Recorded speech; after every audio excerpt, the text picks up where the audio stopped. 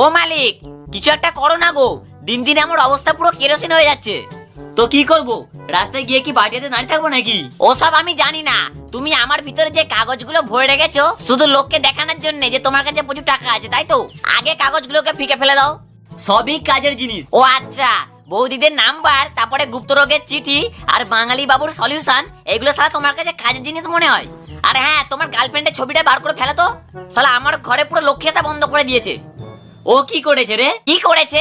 সালা যখন থেকে তোমার গার্লফ্রেন্ডের ছবিটা আমার ভিতরে রেখেছো তখন থেকে টাকা এসে বন্ধ হয়ে গেছে। সেই কবে 500 টাকার নোট দেখেছিলাম।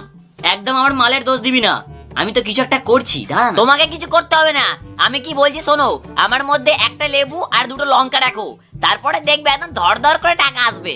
শেষ পর্যন্ত কি আমাকে এইসবই করতে হবে? আরে করেই দেখে নাও না, হয়তো তোমার গাধার জন্মটা কেটে যাবে। চুপ শালা, মন থেকে বড় লোক আমি।